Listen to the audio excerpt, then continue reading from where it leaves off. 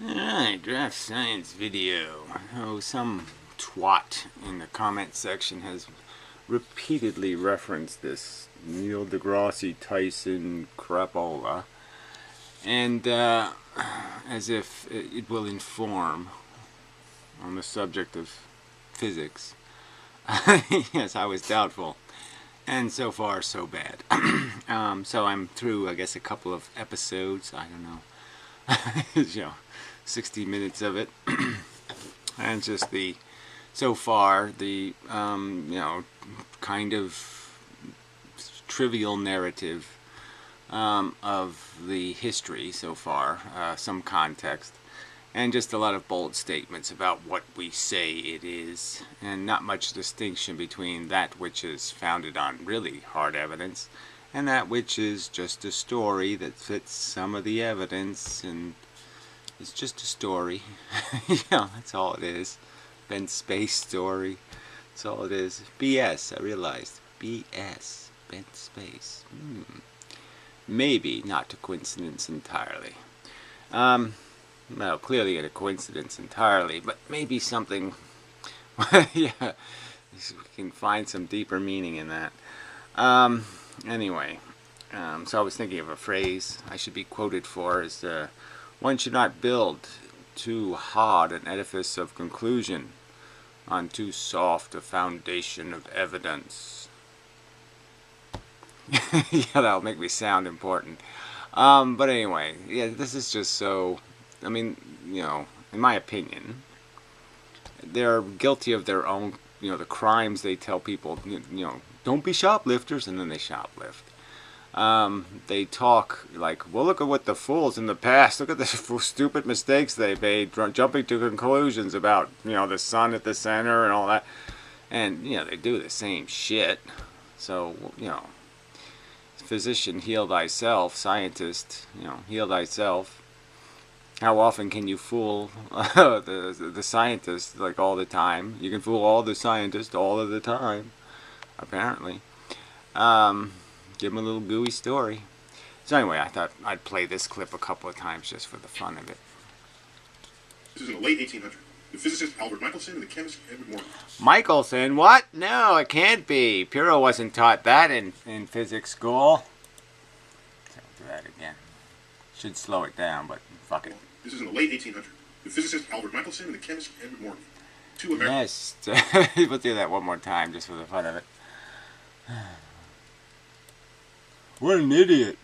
Can't say. This is in the late 1800s. The physicist Albert Michelson and the chemist Edward Morgan. Oh, he got it wrong again. Did it 3 times. What a fucking tard. Anyway, so now he's going through the history of the whole ether thing, right? And all of the physicists wanted this ether thing to be true, and they're all trying to find some way to do it. Maxwell, Lorenz, all of these people, especially obviously these guys. We're big fans of the ether, and they're trying to find it. So Piro's bringing this up as if it's relevant to something. People trying to find a difference in the speed of light, which I've never argued there to be. I'm the one arguing that the speed of light is always consistent, and the only thing that's ever broken are your measuring tools. But they're glued to some other explanation, because they have to explain that it's not measuring tools that allows light to bend into gravity and go a longer distance through curved space and then pop out as if it never did that. As if it never happened. It never went crookedy at all. And, they're glued to 2 ideas that aren't compatible. And so it can't be that you're not measuring it right. It has to be that you're in some sort of different kind of space where you're allowed to measure it wrong, because somehow space will clean it all up in the end. Okay, wherever you bend in, somehow, somewhere you'll bend out. And again, all you have to do is come up with a thought experiment where the frame doesn't have some rigid walls, and whatever you're doing in your frame leaks out into the rest of the universe.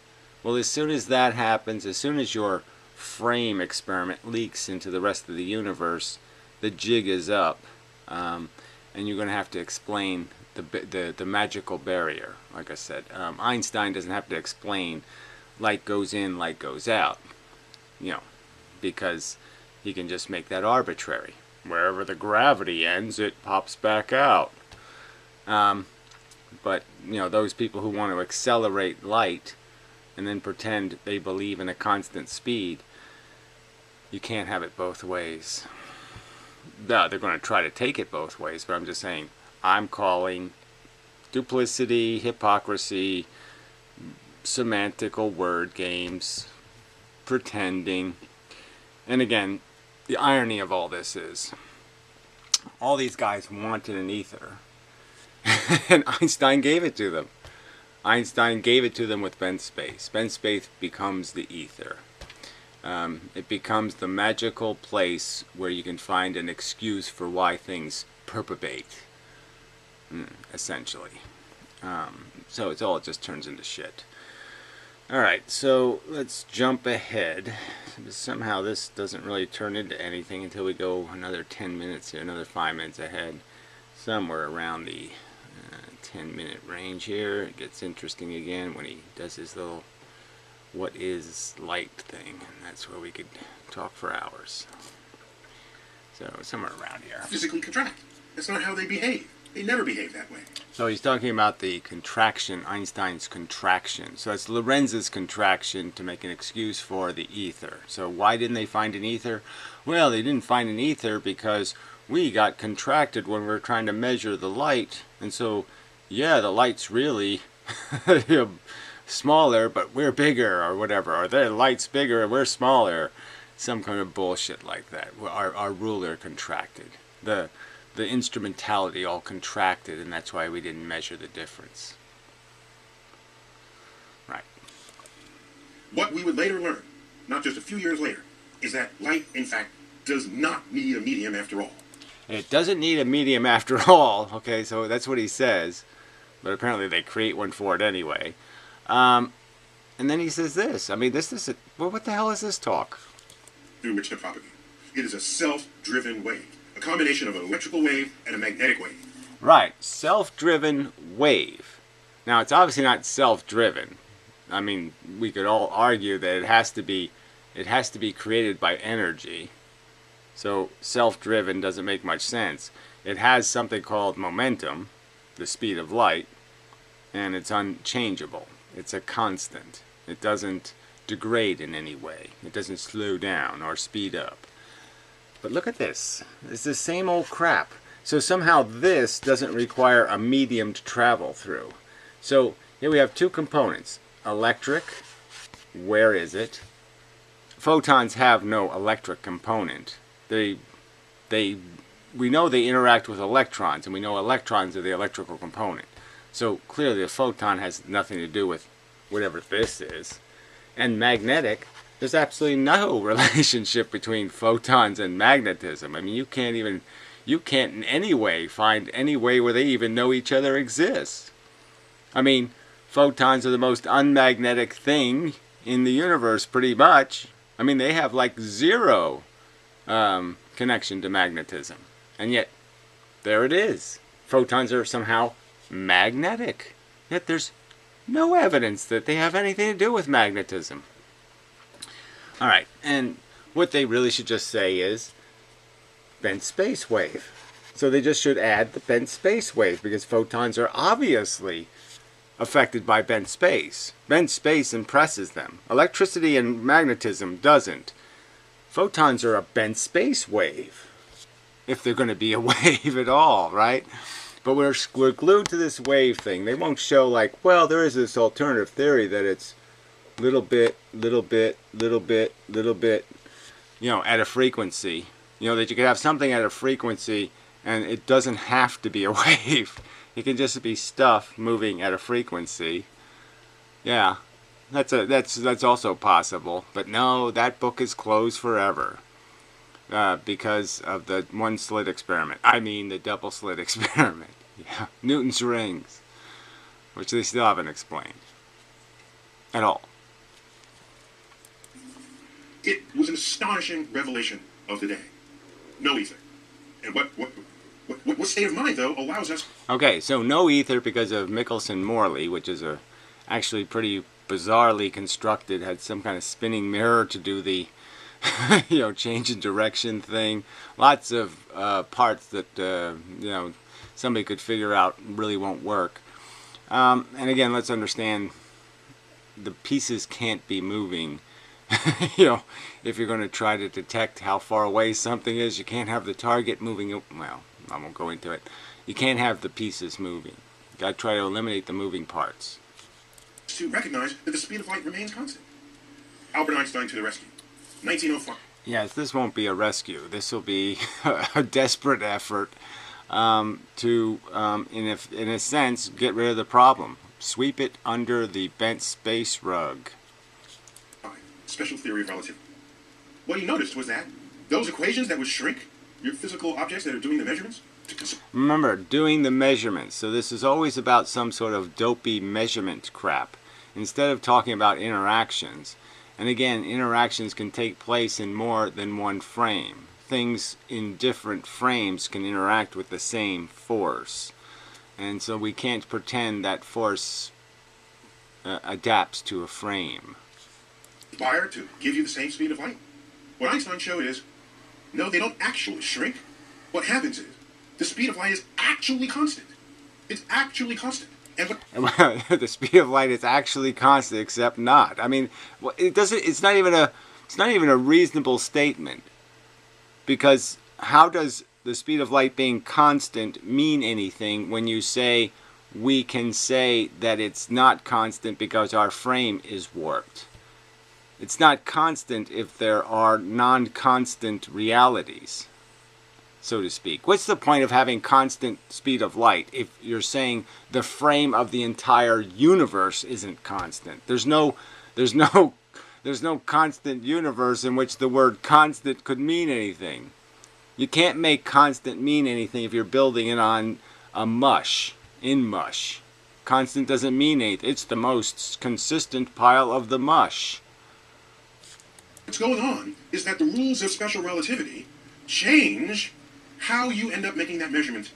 How you make the measurement. Again, you can't. It's not about a measurement. It's about a practical fact. What actually happens. And what actually happens is light doesn't speed up to go into a well. And none of this crap happens. These are just metaphors that have nothing to do with reality. They're just sort of a model that they're attempting to use to say this is how it works. But it's a bad model, because the model doesn't unify. The model isn't consistent with all the branches of the elemental knowledge of the elemental fundament. So it's not a useful metaphor. While you're doing it. And when that comes about, you find that the ether is not necessary, the speed of light... Well, saying the ether is not necessary when you're in fact creating it is kind of silly. Well, oh yeah, we got rid of the ether. We just created this matrix of bendable space. And that's nothing like an ether. Except it's exactly like an ether. Yeah. The whole spandex thing. Spandex isn't an ether? I just turned the nothing into a bendable sheet of spandex, and that's not ethery. Yeah, it's pretty ethery, I think. Is constant, and we have walked through a proscenium in the history of science where the ether was the last grasp, the last bastion of classical physics. Okay, I just love that. Ether is now classical. So, I mean, where did that happen in history? Where was this line that all of a sudden the ether is now classical? So Newton's particles, well, that's not classical. Ether was classical. I mean, it's just, you can't, again, how can you have it both ways? I mean, to call ether classical is just such a cheat. When you know that what you're really saying, classical, you're saying some sort of hardball, cue ball kind of mechanics is classical. There's no waves in cue ball mechanics. There's no waves in kinematics, or whatever you want to call it, kinetomatics. Okay, kinetic interactions. Waves are just a symptom. They're almost meaningless. The meaningful part is the fact that the little bits are the things doing the moving. Before the 20th century would open its doors. Because in the 20th century, what we came to learn is that whatever was your common sense that you were invoking about how the world must be, 20th century science and onward, entered a time where, in fact, in order to understand the universe, at least some of the time, you had to abandon your senses. Whatever that means. You had to abandon your senses, your be reasonable and all that kind of stuff. You just had to say, no, I'm just going to accept paradoxes, and I'm going to accept dead ends and non-continuity, where I can say something like, well, the speed of light is constant except when you go through the non-constant space.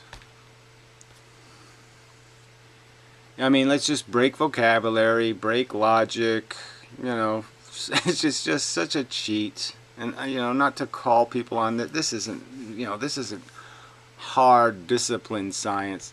This is reckless, seat of your pants or whatever you want to call it. This is just, come up with any explanation that in any way looks like the part. And it doesn't matter. You can make it out of plastic. So go ahead, put a bunch of plastic cylinders in the engine, as long as they look like cylinders, pistons.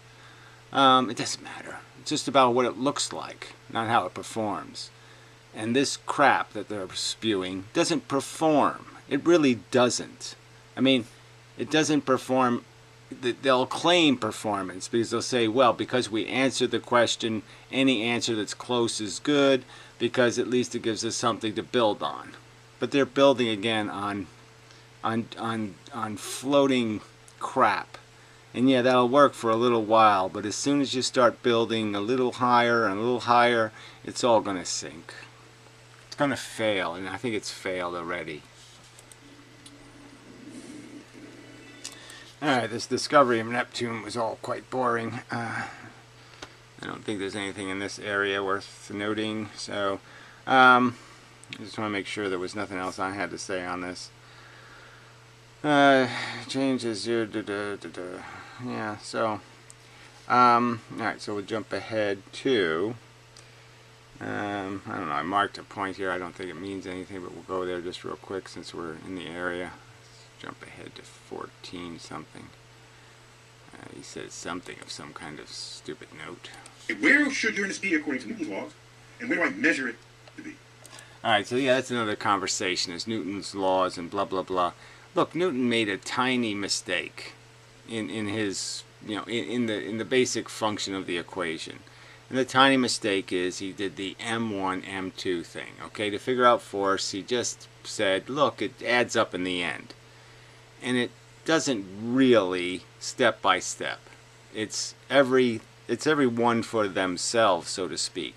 The forces don't combine until the interaction actually happens between two material bodies. So, that was a flaw in Newton's equations, is that he was taking the gravity of the Earth and the gravity of the Sun and basically making it a net equation and just saying, let's give all the gravity to the Sun, it'll turn out the same way. Let's give all the gravity to the Earth, it'll turn out the same way. And it's really not the same. The two are in a more complex dance. And that complexity comes out in the sense of Mercury is the closest planet. It's fairly heavy for something so close. And obviously it has a lot more influence on the Sun than anything else that's so far away. So, but it's just, the only flaw in Newton is a minor one. In the solar system. Is there a difference or not? If it's bang on, we're good. Newton's laws work out there, we're fine. What we found is that they didn't match. We throw out Newton's laws? Yeah, you've dragged on Newton's laws, but again, they weren't laws. They were just formulas attempting to describe how the system works. And you can have a description that's a little more precise. And his description was just not quite precise enough. But I mean, all this, you're either all right or all wrong. It's like when people tried to argue that because somebody like Gould comes up with an idea of punctuated equilibrium to explain why there may not be so many missing links, because most of the evolution takes place in very small populations. Everybody was like, he's saying there's no evolution. He's anti-Darwin. Some kind of, It's not, these aren't all or nothings. Jeez. Pathetic. Pretty good. They're working for us. No one really wanted to abandon them. If you don't abandon them, what are your options? Maybe there's another source of gravity you haven't reconciled with your efforts. I don't know, he's always doing that kind of stuff. It's kind of... Anyway. And a query. Anyway. Spanking monkey or something. Anyway, moving forward. Yes, we'll go to, yeah, we're going to jump ahead to, so anyway, it was just about the fact that the differences in the observations were because other planets were out there and they hadn't discovered them yet, and so they discovered them by realizing that there wasn't a match between this pretty reliable mathematics. Alright, on to 21. I mean, these are all this is the generalization episode, so I'm sure the specifics episodes might be more interesting, but we'll see what happens. I don't know if that's 21, that's 20, I think, Gary. Oh, okay, there's 2002, so that's close enough, right? Well, should be. And space and time is a fabric. Think of it as a deformable fabric. And gravity is not the force between two objects. Gravity is the shape of that fabric. And right, so that's nothing like ether. I mean, you know, in 3 dimensions, that wouldn't look anything like an ether grid at all. Yeah, no, not at all. So again, what meaning does the speed of light have when you say, well, it can be this up here, and then it can be this down here, and it can be anything we want it to be, wherever it is at the particular time? Doesn't mean anything. If your fabric of space has no consistency, if there's no solid foundation, then what's the point of saying there's a speed of light? Well, it doesn't mean anything, because obviously they're just going to pretend, well, it didn't go faster when it went the longer distance. Well, yes, it did. If your bent fabric is true, it did. That's the only way it could do that extra bending thing. I mean, it's just, you know, sorry, but this is stupid. bodies move according to where that shape tells you to go.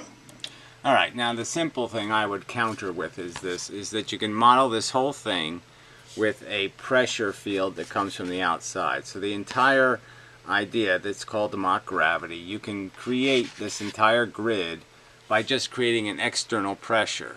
And it'll do exactly what the bent space does, in the sense that it will create pressure that pushes things together in the same exact way, by what they're everything will be in a place in the universe where there's a bunch of stuff coming right for it.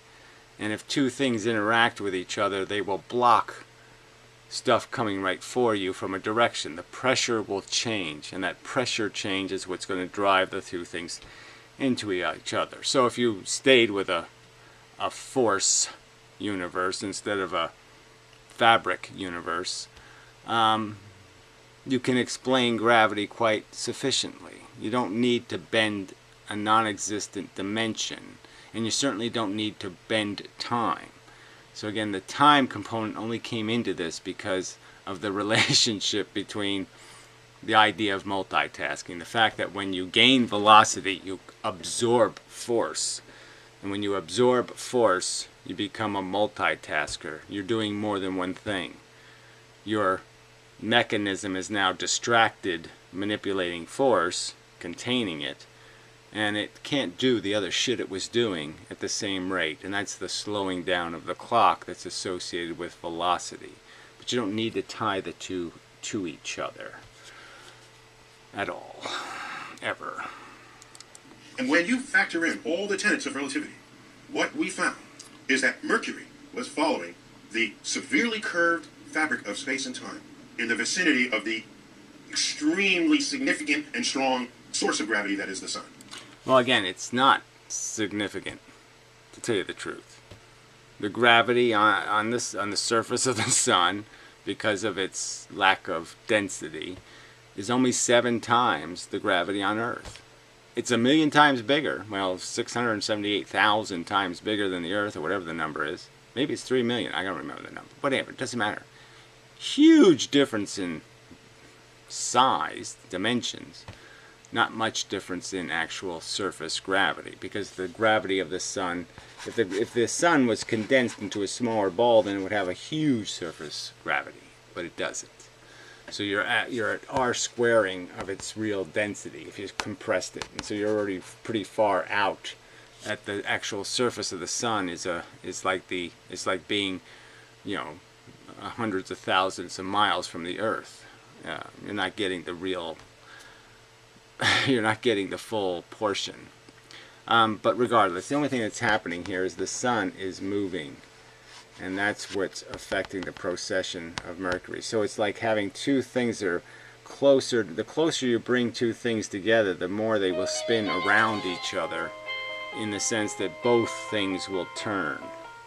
And the further away they are, the more likely you are to have the other kind of effect. So I'll keep that for later. Alright, so 2150. Let's see, well, we're close enough. In fact, Newton's laws do fail when you're that close to an extreme source of gravity. Well, again, it's the laws fail is just such a wrong way to say it. There's just not enough technical precision in the original formula. It didn't separate M1 from M2, and it needed to. This shocked the world. And well, whatever. It's, you know, it only shocked them because everybody's saying, well, the smart people say so, the smart people say so. I mean, I'd find all of this shocking. All through history, I'd be shocked by everything everybody was saying. Zeus, all kinds of drama between the gods. I'd find it all quite shocking. Reminder that here we were invoking Newton's laws. We were ready. We invoked Newton's laws to discover the planet Uranus. And in our cocky ways, we said we're going to fix the Mercury problem the same. Right, and you guys aren't at all cocky. yeah. So again, it's just, I mean, you know, this idea of critiquing, oh, the old primitive ideas, you know, because we're always going new and modern, and we got it, and you don't got shit. Same way. Only to find out, no. Mercury required an entire new branch of physics. Okay, so that's the way preposterous exaggeration. It's not a new branch of physics. It wasn't anything. It isn't as mysterious as they're making it out to be. It's not as revolutionary as they're making it out to be. It just has to do with this simple concept. The closer I bring the objects together, the more likely they're going to both of them start spinning, having their own orbit around each other. That's it. There's nothing incredibly, wow, this is a whole new branch of science kind of, no. To be invented, just to explain it. So a whole new branch just to explain it. Like I said, I think I just explained it right here. It's a phenomenon of physics in the sense that when this thing gets close enough, it starts affecting the sun, and the sun starts wobbling in its orbit, and its wobble processes this one's wobble, this one's orbit. Not dramatic. So yes, nature can be subtle. That is the beauty and the challenge that the modern scientist faces. Oh, yes. Well, what a beautiful blah, blah, blah, blah, blah, blah, blah. And the blah, blah, blah, blah, blah, blah, blah, blah, blah. All right. Let's see where I'll go. 22, 27, I guess. Yes. This will be one of those, you know, live by your own, hoist it on your own petard or whatever. All this advice, and yet you don't pay any attention to it. The world embraced an idea that was wrong, but made sense. Wrong, but it made sense. That ought to tell you something. You're saying that, what are you doing? You're doing the same thing. You're saying, look, bent space solved the Mercury problem, therefore it must be right. And, you know, we get this free thing where we get this idea of light being bent into gravity, where before there was no evidence of that, and it didn't seem like a very reasonable thing to believe. But all of a sudden, we can bend light all over the place, even though we don't have any evidence we can do that anywhere else. We've never been able to give light sideways momentum before. That doesn't make any sense, because then it would go faster than the speed of light. But all of a sudden now, under special circumstances, under special bent space circumstances, I can now give light two momentums. Tell us something. That not everything in the world that makes sense is correct. And if that's yeah, so why don't you take your own advice and say, wait a minute, Okay, this whole wavy thing through bent space. Well, that doesn't make any sense. And how does this damn field, this electric field and this magnetic field, where's the evidence that those fields exist until the magnet shows up? How come you need the magnet to make the field do something? It's the case. Then, who are you? What of Tom? I mean, my argument would be the field is the pressure, the magnet is the filter. So all the magnet's doing is converting the gravity into magnetism. Aha.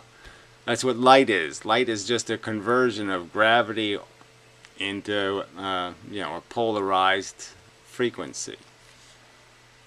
Well, he's Zeus. What are the reverence he's showing?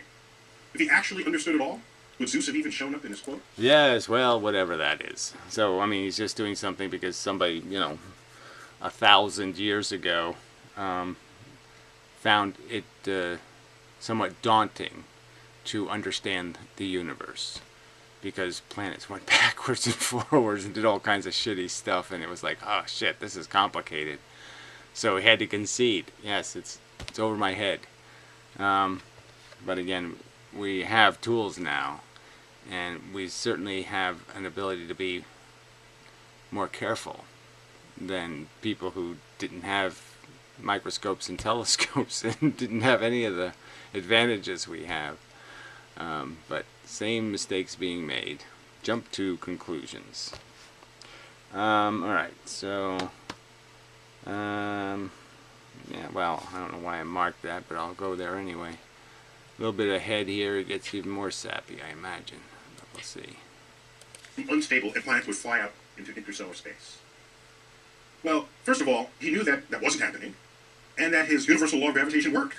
So he concluded that divine providence must be at work. Alright, so he's critiquing Newton for not having a good explanation for why, these other planets were out there pulling things, and because Newton didn't fully understand their size or gravity, substance, they didn't have enough ability. They didn't have enough ability to pull things out of their orbit. I don't even know exactly why Newton would have even thought that, but besides the point, because he seemed to understand the system pretty well. Let's see, the invention of the electron. We'll go there, and then I think we'll call it quits for this and wait to the more specific subject videos. We'll see. There it is. Discovered no other particle is known. So what does he say about the electron? He says, in toast that he would give at dinner time, he would say, to the electron, may it never be of any use to anybody. So what is an electron? We can measure its charge. You can measure its mass. Actually has something that we call spin. And you can measure its effect on other particles. You can measure all of this. You know something? The electron itself has never actually been observed. Right. Never really been... there's no way you can play with one without substantially interfering with it. So yes, you can't get an idea of exact properties, because the only way you can know about it is based on crashing it into things or crashing something into it. And there's nothing small you can crash into it. Photons make them move. So yeah, it's a little delicate. And so again, but they know. And, he even puts the word spin in there. When, well, we call it spin, but it doesn't necessarily have anything to do with spinning. It could just be polarization. So, it's all this playing around like, well, we have these concepts down and we know these concepts exist. When, what is charge? By my theory, charge is another expression of gravity. That's all it is. It's when gravity is being polarized, it gets polarized into charge. Blue segregation, green segregation, or red. So there's two polarizations. When things get set, when the field energy is polarized, released in a polarized form, that's charge. Not ever. In fact, the electron is smaller than anything ever measured ever. Right, so again, that's not even a good thing to say, because obviously, in my opinion, the photon's a lot smaller. But again, they won't even concede that the photon is a something. A photon is some sort of perturbation in bent space. So they've taken away its identity as the elemental particle. and they haven't realized that electrons are essentially a fundamental but not elemental mechanism. Big difference, fundamental, elemental. Alright, so let's jump ahead to so he goes through all this quark crap, and all the accelerator bullshit, the neutrinos, and there's a zillion quadrillion of them, and there's this and there's that. Again, he just conceded they don't even know what an electron is, really. Concedes that, well, protons can't look at them either, neutrons can't look at them either, can't look at any of these things, really. We can just watch how they interact and then make surmises about why they interact that way. But that's all this is. And we don't have any hard evidence of any of this stuff. But we're going to draw some pretty hard conclusions about this stuff is, this is solid. This is solid. Let's build, build, build. Keep building. And it's quicksand. It's mush. It's weak. At minimum, it's just damn weak. And they ought to concede it's weak. Alright, somewhere around 43. Well, it seems like a long way, but yeah, there was just a lot of crap about these stupid bullshit particles. Traveling nearly the speed of light. So these particles we don't experience them in everyday life. They reveal themselves to us in particle accelerators. So you can say, oh, that doesn't make sense. Oh, that doesn't. Well, how can it not have no size? None of that makes sense. They're under no obligation to make sense, because they've been revealed through the methods and tools of science, which themselves transcend your senses. There we go. I mean, what is that as a statement? They transcend our senses. They're supposed to augment our senses, not transcend our senses. So, are we really using the tools that way? I mean, again, these things, yes, they only exist after you create tremendous harassments. You're basically ripping things to pieces, and then you say, let's make significance out of these pieces as if these are normal pieces. This is what life is like. And to me, it's like just ripping a human being apart and saying, pulling an arm off and pulling the legs off and pull the head off, pull all the pieces off, and say, I can understand humans now because I pulled one apart, and say that's how they work.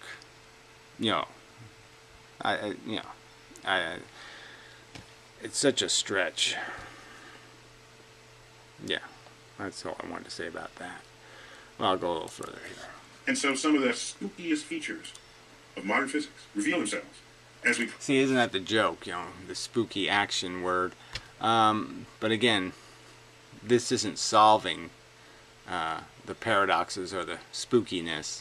This is just creating the same. He mocked like people who thought mushrooms, the rings of mushrooms, because it's a fungus and it grows radially, and then it springs its spores up from the place where it grew, and so it's circular. He didn't even explain that very well. That the spores are the reproductive organs, the mushrooms, and so yes, the fungus grows radially, and then it springs mushrooms from the radius. And then the little fairies are sitting out there. Well, what's the difference between what you're doing here? You're just creating stories to explain why the mushrooms are in a circle. And your stories, in my opinion, are pretty much just as far-fetched as the fairy stories. No matter on this level. Yeah, relativity. One of the towering great achievements of the human mind and our understanding of the universe is Einstein's theories of relativity. Right, and so we'll just go with these two postulates, and I'll say, one, yes, right on the money, but you're not paying any attention to it. And two, complete crap. It's actually, the tenets of it are quite simple. Almost scary simple. Yeah, well, my tenets are even scarier simple. Okay? Little tons moving the speed of light can be polarized and can come at a frequency. Yeah, done. It makes only two assumptions. That the speed of light in a vacuum is constant no matter who is doing the measurement and no matter what direction you are moving. Or I would say even outside of a vacuum, the speed of light is constant. It's just that outside of a vacuum, it's usually traveling through a medium and it doesn't travel straight. But the actual speed of the force is exactly the speed of light. It's the force just isn't traveling straight anymore. It's not a straight line. how fast. You always get the same measurement for the speed of light. Well, whatever. We're not talking about its measurement. We're talking about the fact that regardless of your effort to measure it, it will move the speed of light. Even I don't care whether you are or are not measuring it. That's what it's doing. It's moving a Planck distance in a Planck moment of time, and that's it, period. That's assumption one, which, by the way, experiment has shown to be true. Oh, by the way, experiments have shown that to be true. I don't know what this means over here, but, you know, it is a little bit, I don't know. Assumption two, that the laws of physics as you measure them are the same for every observer who would be doing the measuring. So that's just, obviously the laws are dependent on circumstances. I mean, the laws aren't stupid enough to say, we don't care what the circumstance is. So, yes, if you kill a man on the battlefield, it's the same as murder. You know, the law against murder. You know, somebody's raping your wife and you shoot them. It's the same thing as, you know, going out on the street and, you know, bashing an old lady with a 2x4. No, not the same thing at all. The laws understand that there's different circumstances. So it's just idiotic to say, under every circumstance, everything will be exactly the same. No, circumstances change things. And when your circumstances, your matter has enough force in it to have you moving the speed of light, which means you possess the force. The force is running inside of you. That's why you have the velocity, is your bits have to be constantly readjusted to a new position, and they're readjusted by the current running through you that's forcing each little bit to keep moving. Yeah, maybe that's called something like multitasking. That means you're really not going to be able to do things the same way you did them yesterday, because you're full of 1 billion pounds of force.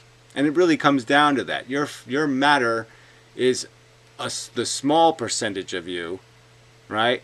And the big percentage of you now is the force you're carrying, because you have huge mass in the direction you're traveling. If you move me the speed of light, I have the power to blow up a galaxy. I mean, to annihilate it, to leave it wasted. I didn't have that when I was just a guy with, you know, three-dimensional matter, sitting here with no force, with no velocity. My mass couldn't, you know, it has a hard time hurting a fly, let alone blowing up galaxies. But yes, give my matter force, pump force into it, and then all of a sudden, all that empty space inside of me ain't empty anymore. It's full of all these polarized quanta, and I can do all kinds of tricks. So yes, this part of the law is just rubbish. The laws of physics, well, number one, no.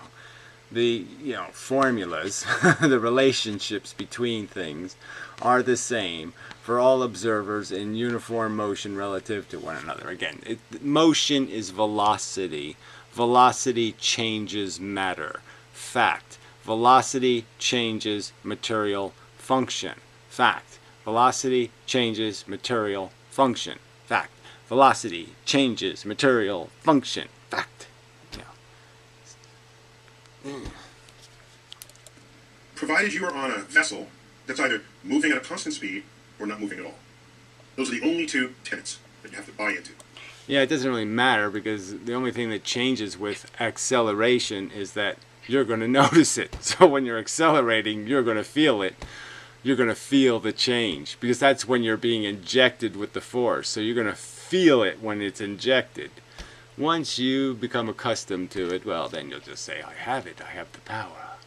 I can blow up galaxies. But when you're given the power to blow up galaxies, you're going to feel it. If I get you up to half the speed of light, you're going to know it, because you've had that anal probe of acceleration in your ass for a while. And all experiments have shown that both of those two tenets are correct. Okay, all experiments have shown, and this is where you get into this, well, we did the, Michelson-Morley experiment, or we did the whatever. So, again, experiments that will be named later that can be scrutinized only by somebody who has a lifetime to go through the 4 million moving parts to see if everything was done right or that the assumptions built into the experiment made any sense. Given those two tenets, extraordinary spooky phenomenon derived from them. Now, contradictions, paradoxes, ludicrosies spring from them. That's what springs from them. They're stupid premises. It's a stupid premises to say it doesn't matter what I do to the matter, it's still functioning just fine, I'm only putting it in a different space-time continuum. It's just the wrong answer. So, I can go on and on about that, but there's no real point. Probably not. Is there anything else to go here? No, I'm probably... For example, as you travel faster, or if you find yourself in the vicinity of a higher source of gravity, time ticks more slowly for you than it does for other people who are not. Right, time ticks more slowly for you. Instead of just saying you're multitasking and now your metabolism isn't going to work, though nothing's happening right, you're going to see the world wrong. Instead of just putting it plainly, you're going to see everything wrong. Not right anymore, wrong. There's right answer and you now have wrong answer. Because you're broken. And the fact is, the right time is the quiet time. The matter not going anywhere, not full of force, is the matter telling the right time. Anyway, but I've already been through this bullshit. I've already sort of explained that this whole thing relies on this idiotic notion. As long as you keep these separate frames separate, you don't have a problem. But as soon as I put a hole in the side of the ship and allow the light to get out of the ship that's inside the stupid ship that everybody's watching do all these magic tricks, go faster than the speed of light without consequence, well, as soon as I let it free, then you have to explain where it got out of the frame. What defines one of these frames? And how does the how does the light find the edge to pop out of? Anyway, there is no frame. It's just a pile of shit. There's broken mechanical, physical things accelerated too fucking fast, and they don't work anymore. That's all there is. Light works fine. People get broken, matter gets broken when you accelerate it, and then it has velocity. All right, till next time.